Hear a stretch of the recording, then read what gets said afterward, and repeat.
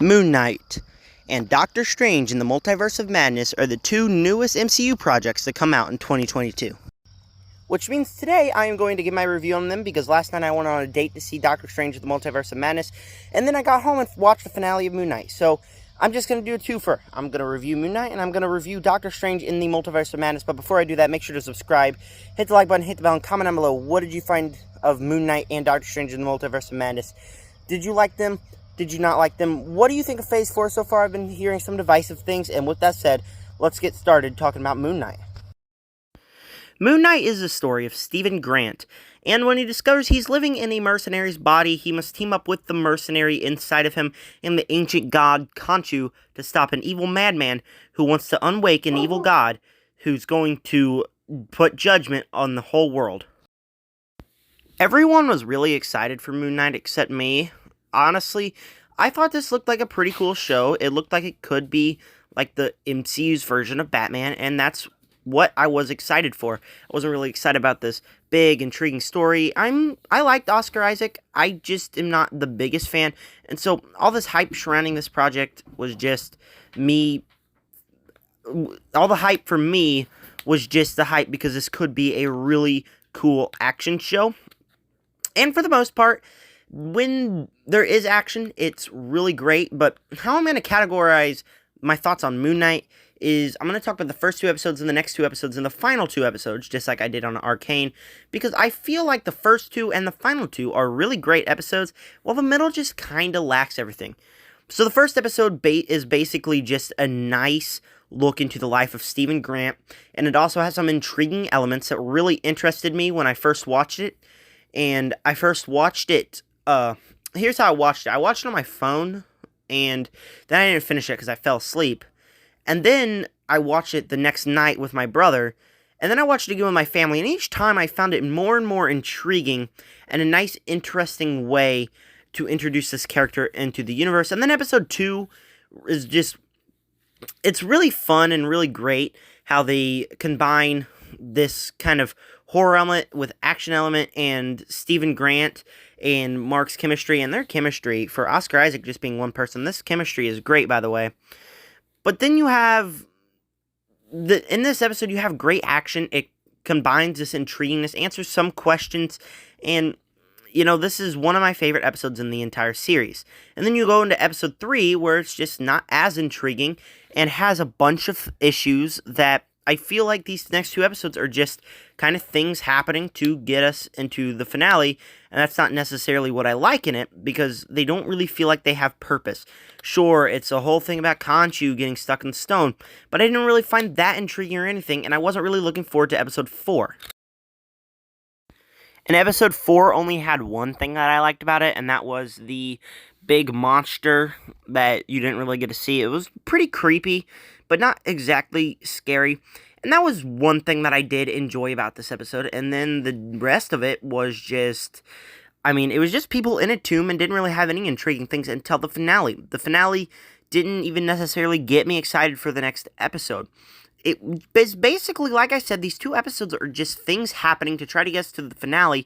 They clearly should have been just like a 5-episode show instead of a 6, because a whole episode of this didn't even need to exist. We didn't need chemistry and stuff in the tomb. It just doesn't really work for the story, in my opinion.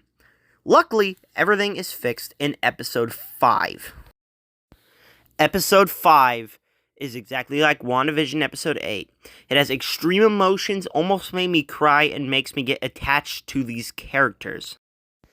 And the icing on the cake is that Oscar Isaac has fantastic chemistry with himself. Like, I very much enjoyed watching them be on screen and have the great chemistry. And then I was at the end of the episode like, wait, isn't he acted by the same person?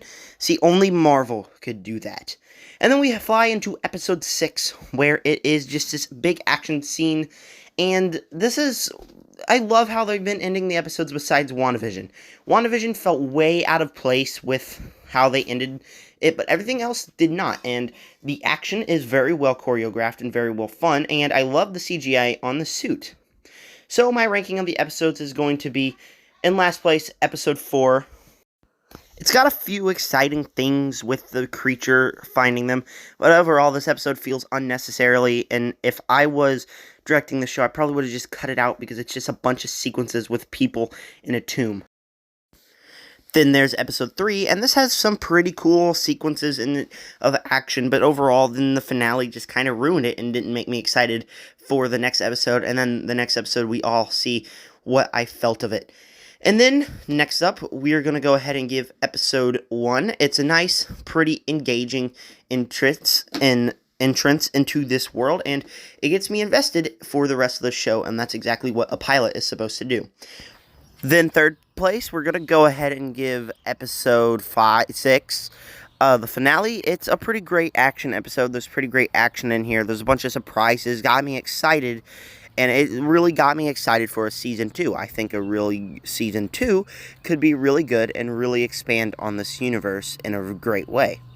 And then, let's go ahead and our runner-up is Episode 2. Episode 2 has some nice action. It's a nice introduction to Stephen Grant, and then we get some interesting backstory, and then it really gets me excited for the rest of the series, seeing that we might get stuff with Mark, but like I said, that's been disappointing. But there's some pretty great action in this episode, and this was a pretty great episode, and we fully get to see the Moon Knight suit for the first time. And then first place, we got episode 5, a great backstory, so great emotions, it almost made me cry, and that is just awesome. This chemistry between these two actors is phenomenal. I just cannot believe what they were able to do with this episode. It's exactly like WandaVision episode 5 or 8, and it just really works. So that is my ranking of the episodes. Moon Knight was a very great TV series in episodes 1 and 2 and episodes 5 and 6. But episodes 3 and 4 are kind of just filler episodes trying to get us to the end.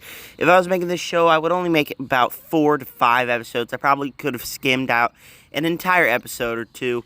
And so, as much as I really did enjoy it when the show is good, there's this huge gap where I didn't even want to watch the show.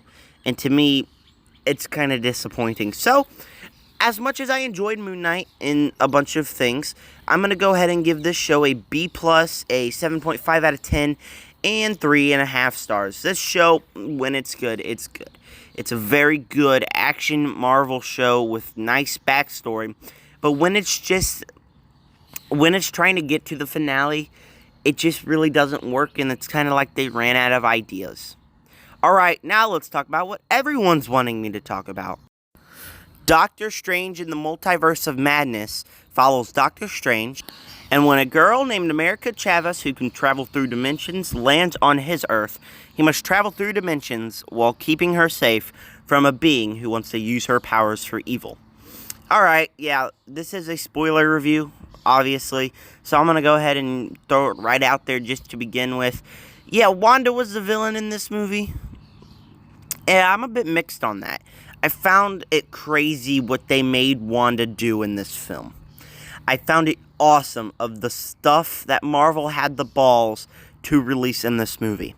The thing is, there's some continuity issues. I don't really feel like Wanda instantly after saving the town of Westview would just turn evil like that. It feels very out of character, and it doesn't really work at all. Now, I'm happy because the internet spoiled this movie for me. I'm happy that they did that because there were still some surprises. I thought she would just turn evil at the end, and it still really works.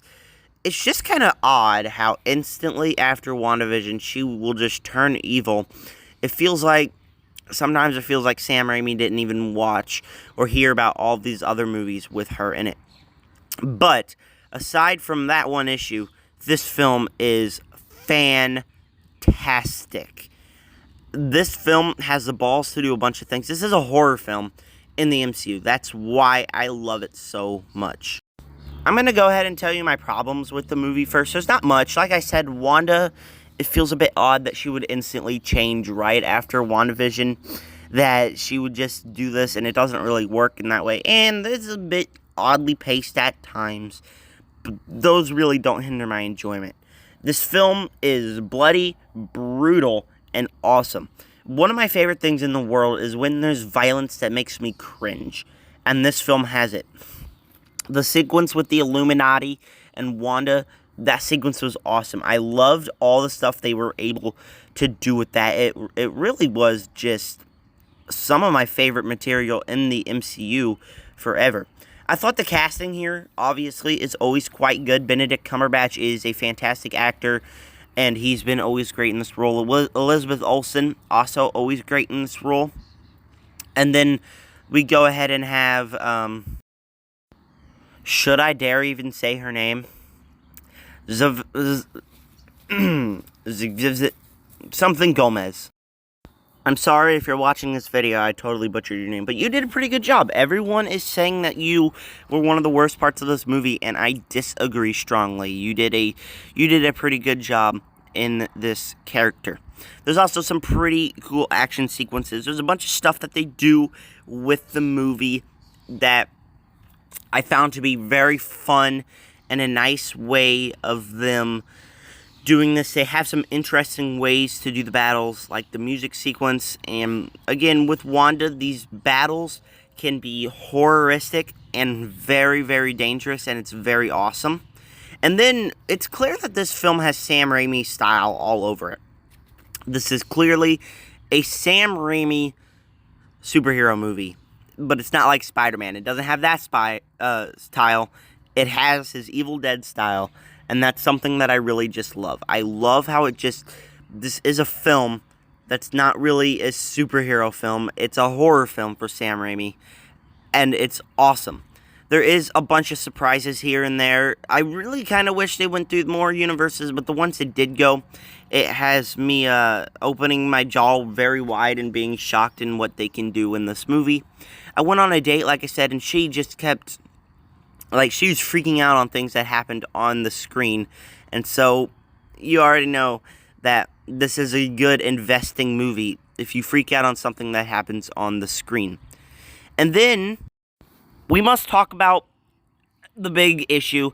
Is it safe for kids to go in the theater? I don't really think that you should bring kids in the theater. There's a bunch of demons.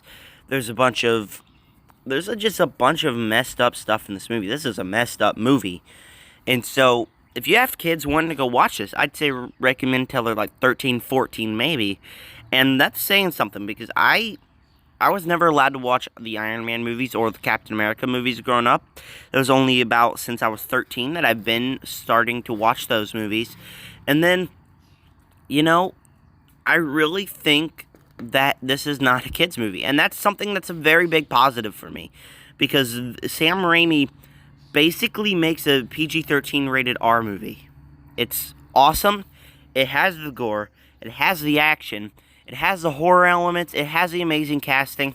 This is just an all-around fantastic Marvel movie. And it's a fantastic horror movie, too. This is one of my favorite movies of the year, and it's one of my favorite in the MCU. I cannot wait till this comes on Blu-ray so I can purchase this movie. I am going to go ahead and say, go ahead and give it an A-, a 8.5 out of 10, and 4 stars. Now, this one is a bit confusing, because normally I would say definitely go to the theater to watch this. This is an awesome movie to see in the theater, but it's not for everyone. I recommend that if you don't like horror movies or spooky stuff, wait till it goes on Disney+, because if you don't feel comfortable watching this, you can turn this off. But if you are a big horror fan like me, if you love the MCU, if you really enjoy what Sam Raimi can do, I highly recommend you go see this one in the theater, even if the internet spoiled it for you. There are so many surprises, so much stuff. Definitely go watch this one in the theater. It deserves to make a bunch of money. This movie is great.